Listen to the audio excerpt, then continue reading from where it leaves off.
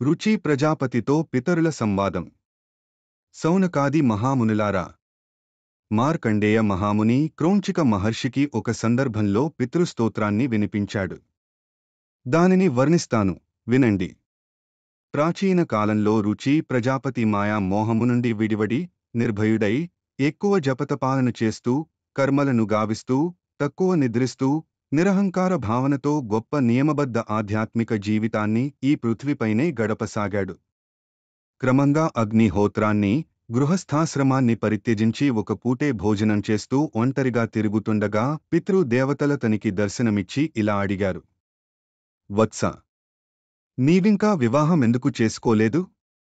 అది ఉన్నత గృహస్థాశ్రమానికి ద్వారమని, అది స్వర్గ, మోక్షప్రాప్తికి మార్గమని నీకు తెలియదా? గృహస్థు మాత్రమే అందరికీ పనికొస్తాడు. సమస్త దేవతలను, పితరులను, ఋషులను, అతిథులను, యాచకులను భోజనం ద్వారా పూజాదానాదుల ద్వారా సంతృప్తి పలచి ఉత్తమ లోకాలను చేరుకోగలడు. దేవతలను స్వాహా మంత్రాలతోనూ, పితరులను స్వధామంత్రాలతోనూ, అతిథులను, భృత్యాదులను అన్నదానంతోనూ ఆనందింపజేయగలడు. అలా చేయకపోవడం వల్ల నీ పితృ, దేవ రుణాలు తీరకుండా మిగిలిపోతాయి. అలాగే మనుష్యులకు, ఋషులకు, అన్యజీవాలకు కూడా నువ్వు రుణపడిపోతావు. పుత్రోత్పత్తి, దేవపూజ, పితృతర్పణాలు, చివరి దశలో సన్యాస గ్రహణం స్వర్గానికి సోపానాలు, మొదటి మెట్టుని కూడా చేరుకోని బతుకులెందుకు? పుత్ర, ఈ అన్యాయం వల్ల నీకు కలిగేవి కష్టాలు మాత్రమే. నీవు మరణించాక నరకానికే పోతావు. మరుజన్మలో కూడా క్లేశాలే ఎక్కువగా అనుభవమవుతాయి. రుచి మిక్కిలి వినయంతో ఇలా బదులిచ్చాడు. మహానుభావులారా, మానవ జీవితంలో దేనినైనా పరిగ్రహించడం అత్యంత దుఃఖానుభవాన్ని, పాప సంగ్రహాన్ని, అనంతకాలం దాకా అధోగతిని కలుగజేస్తుందని, అందుచేత దేనిని గ్రహించనివాడే ధన్యుడని వినియున్నాను. అందుచేతనే అనర్థాలకు మొదటి మెట్టు అయిన స్త్రీని పరిగ్రహించడానికి మొగ్గలేదు. క్షణంలోనే అన్ని పుణ్యాలను నాశనం చేసే శక్తి ఆశకి ఉంది. అందుకే నేనేదీ ఆశించలేదు. విద్య ద్వారా, సద్జ్ఞానోపార్జన రూపియైన జలం ద్వారా తన ఆత్మను నిర్మలం చేసుకోగలిగినవాడే నా దృష్టిలో ధన్యుడు, ముక్తుడు. విద్వాంసులెంతోమంది అనేక విధాలుగా సాంసారిక కర్మలనే రూపాన్ని ధరించి మనిషిని పంకిలంలో కూరుకు పోయేటట్లు చేసే కుటుంబ జీవనాన్ని వర్ణించారు. ఇంద్రియాలకి దాసోహమైపోయే మనిషే స్త్రీ వెంట, వివాహం వైపు పరుగులు పెడతాడని బోధించారు. నేను జితేంద్రియ పురుషుడనై తత్వజ్ఞానమనే తేటనీటితో నా ఆత్మ ప్రక్షాళనాన్ని చేసుకుంటున్నాను. నాయనా, నీవు పలుకుతున్న ప్రక్షాళన కార్యక్రమం అందరికీ ఆచరణీయం కాదు, సార్వజనీనమూ కాదు, లోక కళ్యాణకారకమూ కాదు. మనిషికి కొన్ని ధర్మాలుంటాయి. పూర్వజన్మల నుండి తెచ్చుకున్నవి, ప్రారబ్ధ కర్మఫలాలు ఉంటాయి. వాటిని బట్టి జన్మబంధాలేర్పడతాయి. అయితే ధర్మం కోసం చేసే పనికి బంధనాలు అంటవు. గృహస్థ ధర్మం అటువంటిదే. ప్రారబ్ధ పాప పుణ్యాలు దుఃఖ సుఖభోగాలతో పోతాయి.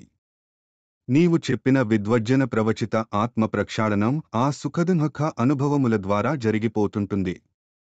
దానివల్ల కర్మబంధాల నుండి రక్షణ కూడా చేయబడుతుంది. నీ వివేకంతో సంసారంలో ఉండి కూడా ఆత్మను రక్షించుకోగలవు అన్నారు పితరులు. హే పితృదేవతలారా, కర్మ మార్గం ద్వారా అవిద్య, మాయా బలపడతాయని వేదాలలోనే చెప్పబడింది కదా. మీరంతా నన్ను ఆ మార్గంలోకే పొమ్మని బలవంత పెడుతున్నారు అన్నాడు రుచి.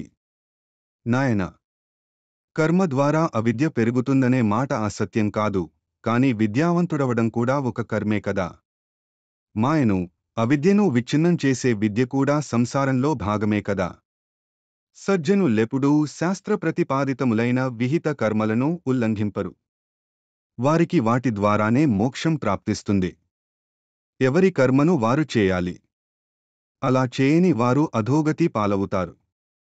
అపరిగ్రాహం ఆత్మ ప్రక్షాళన హేతువే కాని అదే అపరిగ్రాహం కర్మల విషయంలో అపరిగ్రాహ్యం.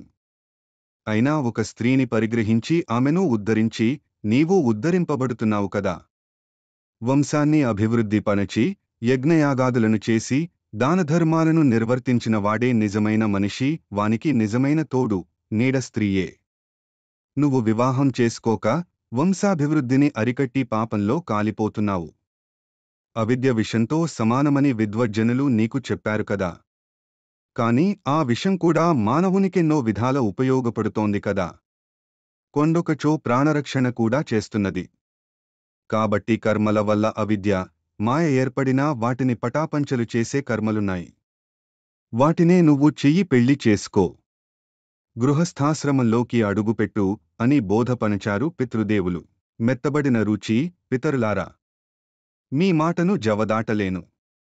కాని నేను వృద్ధుడనై పోయాను. నాకిప్పుడు పిల్లనెవరిస్తారు? అయినా నేను అకించనుడిని. నాదంటూ ఏమీ లేనివాణ్ణి. ఇట్టి పరిస్థితుల్లో కాపురం పెట్టడం అత్యంత కష్టసాధ్యం. నాయనా, నీవేం చేస్తావో ఎలా చేస్తావో కాని గృహస్థుని కాకపోతే నీ పితరులమైన మేమంతా పతనమైపోతాము. నీవు అధోగతి పాలవుతావు అంటూ ప్రజాపతి రుచి యొక్క పితరులంతా పెనుగాలికి ఆరిపోయిన దీపాల వలె కనిపించకుండా పోయారు. అధ్యాయం 88.